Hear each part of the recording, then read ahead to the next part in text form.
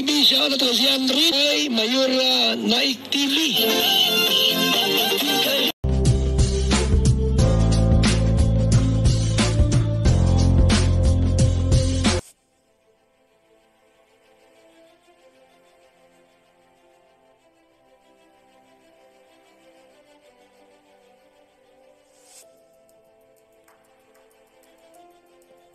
Po mga kalingap, ang nagbabalik ang iyong lingkod, Mayora Naik TV. At bago ko simulan ang aking video reaction sa hapon na ito, ay nais ko pong pasalamatan ng ama ng kalingap, Kuya Bal Santos Matubang, Ate Edna Vlog, Kalingap Rab at sa lahat ng mga K-Boys.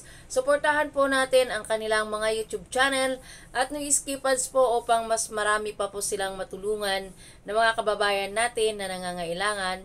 At ganun din po, suportahan din po natin ang YouTube channel ni Ate Roda Mix Vlog. At ganun din po sa mga karipa, suportahan din po natin ang bawat isa. At ngayon nga po, ang video na ito na mapapanood natin at bibigyan na reaction ay continuation doon sa photoshoot ni Rina. So hindi na po natin patatagalin, ay simulan na po natin.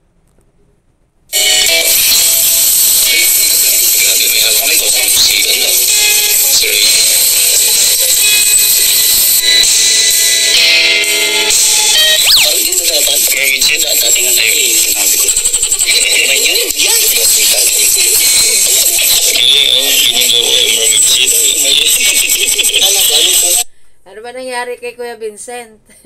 Bakit siya umupo sa semento at nagposing din? Ginagaya niya itong ating dalaga na si Rina. At hindi sila makapaniwala na si Rina ay sumusunod sa photographer.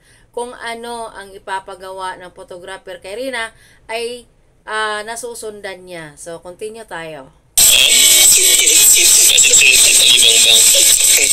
Pinapagawa ko kay Rina.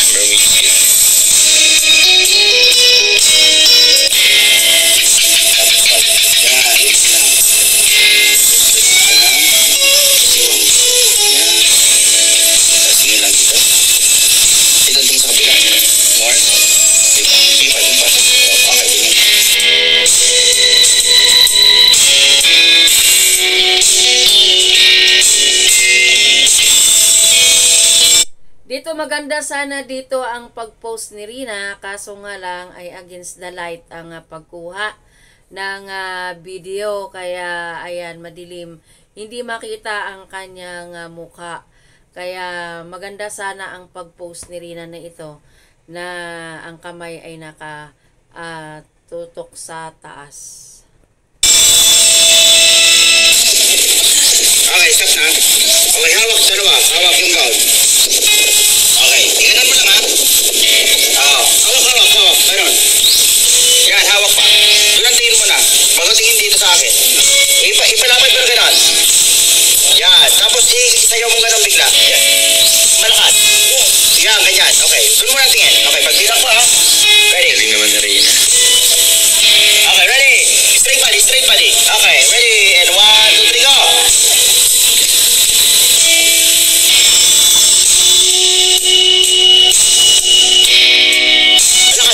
Malakas. Tayo pwersa.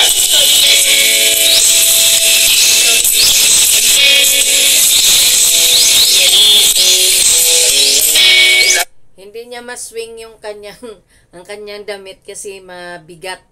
Kaya naswing din ni Rina pero hindi bumilog yung laylayan ng gown. Dapat pag hagis niya ng kanyang damit kasi nakabuka, dapat nakabilog yan. Pero hindi niya kayang iikot, kaya kaunti lang yung bumilog sa kanyang gown. Tuloy.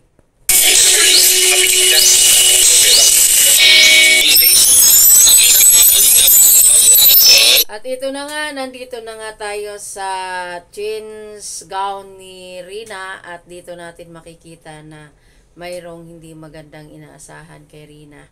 So maganda din ang color pink, kaya lang parang umitim dito si Rina. Pero maganda yung gown. Nag-cheese outfit ako si Rina. So nakapin siya ngayon.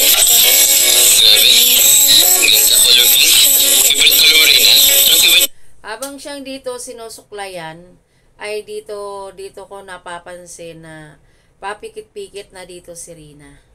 Siguro kasi may spray net kasi yung yung ginamit sa kanya, kaya doon siguro yung isa pa sa amoy ng spray net na inispray sa kanyang buhok. Kaya dito na siya medyo nag-trigger ng kaunti. Panoorin natin. Hello, Pink. Ganda na to. Ganda mo. Opo. Grabe. So, ito po yung pangalawang palit po ni Rina. Second set. So, una po yung red. Ito po pink. Tapos yun po yung last. Walo po. So, mamaya po aparpat mo. Panguling outfit po ni Rina. Yan.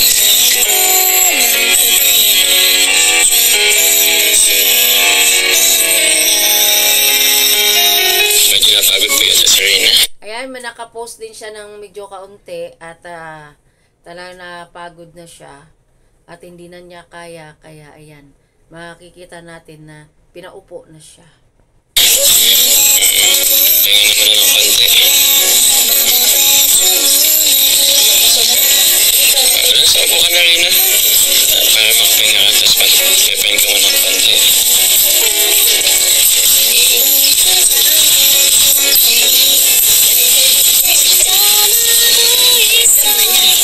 Buti, na ano ka na po, na...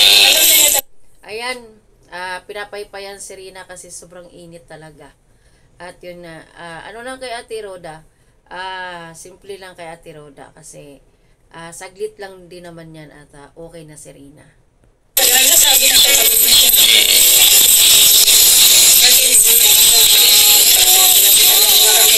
Wala kang idea, bigla na lang ano po. At ngayon alam na natin. Nagsasabi na. Maraming salamat po. Ayan, at dito naman ay pauwi na sila Ate Roda at si Rina. Nakikita natin na si Rina ay okay na at paakyat na siya sa hagdan. Napakalayo ng hagdan, grabe. Tapos suot-suot pa ni Rina ang gown. Ang bigat. Sa mga nag-sponsor sa promotion ni Rina, sa nalala